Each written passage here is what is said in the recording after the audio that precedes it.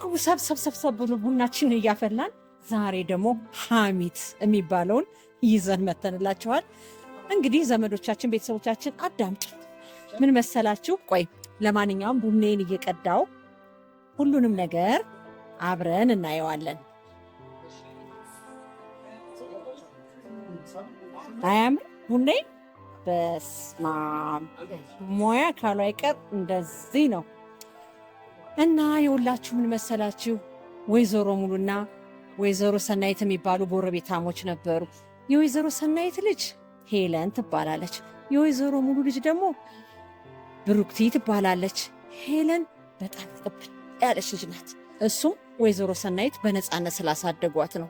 የሚጎዳትን ነገር እየነገሩ የሚጠቅማትን ነገር እየነገሩ በኮንፊደንስ ነው ያሳደጓት። ከዛም ምን መሰላችሁ? ሄለን ስትወጣ ስትገባ ምንም የምትጨናነቀው ነገር የለም። በነፃነት ነው። ቆንጆ ቆንጆ ልብስ ትለብሳለች።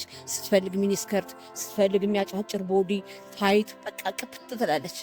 ከዛ ወይዘሮ ሙሉ ደግሞ የኔ ልጅ ነግሬሻለሁ፣ እንደ ወይዘሮ ሰናይት ልጅ ትሆኝና እኔና አንቺ እንቆራረጣለን። እኔ ቀበጥ ልጅ አልወድም።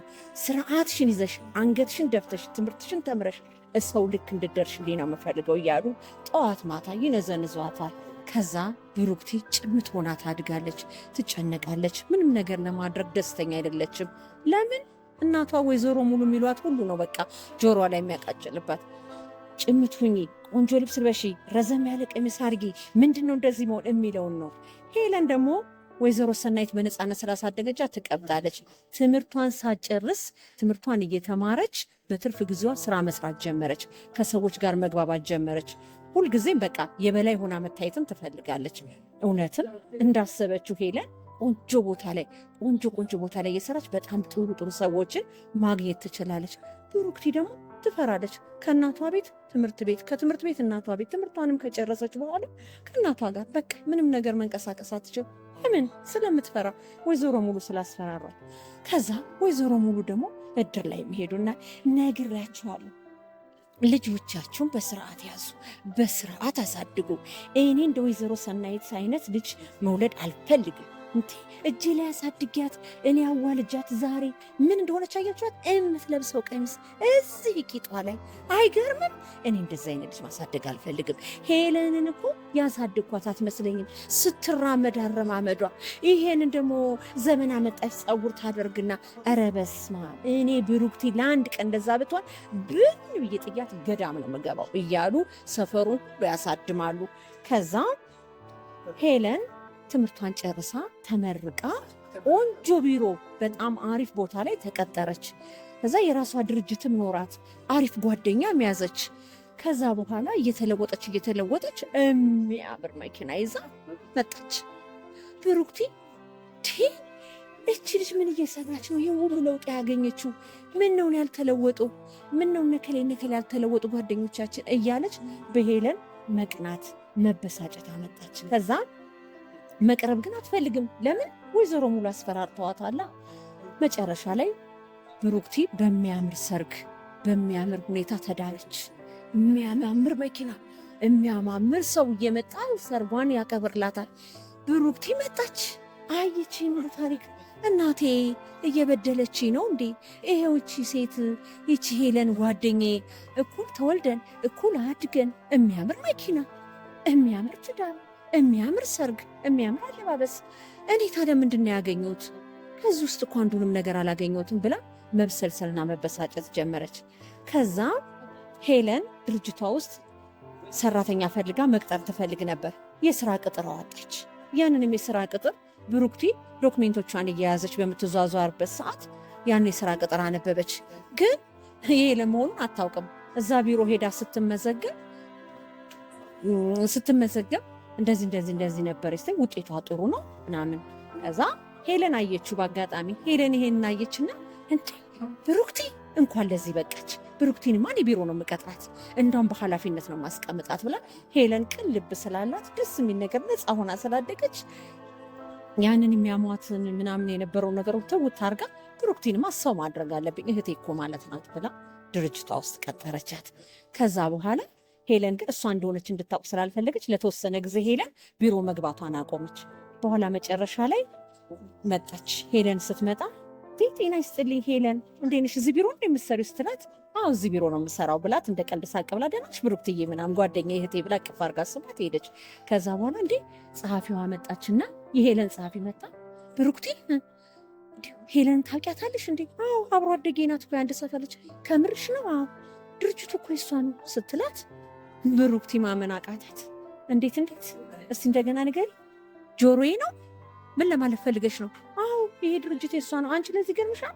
4-5 ብራንች ነው ያላት፣ ብዙ ነገር ነው የምታስተዳድረው ብላ ስትላት ብሩክቲ በጣም ተሰምቷትና እንደ መናደድም እንደ መደሰትም ብላ እንደውም እኮ ያንቺን ዶክሜንቶች አይታ ይቺ ልጅ እዚህ ቦታ ላይ እንድትቀጠር ብላ ያለችን እሷ ናት ብላ ነገረቻት።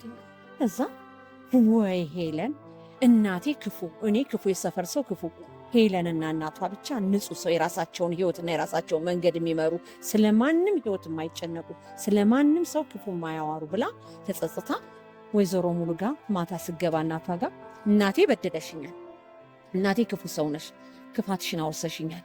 ዛሬ ቢሮ እንደተቀጠርኩ ታውቂያለሽ? ዛሬ ነው ያወቅኩት የተቀጠርኩበትን ቢሮ፣ ሄለን ቢሮ ነው የተቀጠርኩት ብላ አለች። ሄለን የቷ? ሄለን ወይዘሮ ሰናይት ልጅ። ምን አልሻች? ሄለን ቢሮን ሊኖራት አይችልም አላት።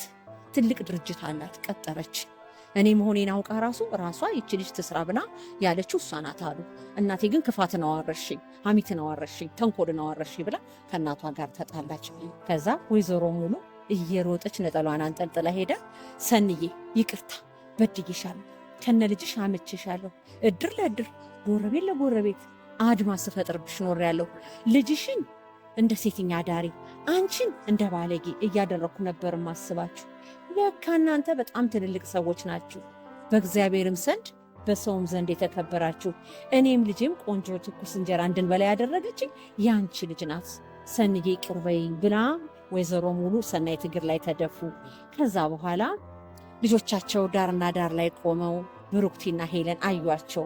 ሄለን ቀና ብላ ወይዘሮ ሙሉ እሱ እኮ ያሳደጉኝ እናቴ ኖት፣ ምንም ነገር እንዳይሰማዎት ሁሉንም ነገር አውቅ ነበር፣ ግን እናቴ ሰናይት ቂም በቀል እንዳትይዢ፣ ማንም ምን የሚበል የራስሽን መንገድ አስተካክሊ፣ አወዳደቅሽ እንዲያምር ሁኚ ብላ ስላሳደገች በነፃነት አዎ ለብሳለሁ፣ አጌጣለሁ፣ ጥሩ በላለሁ፣ ያው ጥሩ ህይወት ፈልግ ነበረ። እንደተመኘሁት ደግሞ እግዚአብሔርም ረድቶ ይዤ ደርሻለሁ። ይሄንን ጥሩ ህይወቴን ደግሞ ለእናንተ ማካፈል ግድ ነው። ለምን ብትሉኝ ብሩክቲ አብሮ አደግ እህቴ ናት፣ እሱም እናቴ ነው፣ ታሳድገውኛል።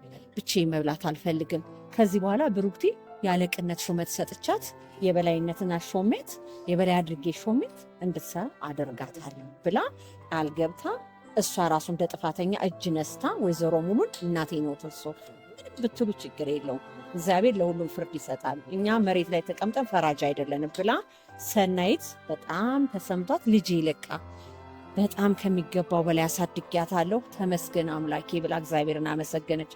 ወይዘሮ ሙሉን በመሸማቀቅ ሄለንን ይቅርታ ጠይቀው አመስግነው ተመራርቀው ቡናቸውን ጠጥተው ተባረኪ ልጄ ብለው አመስግነው ተለያዩ።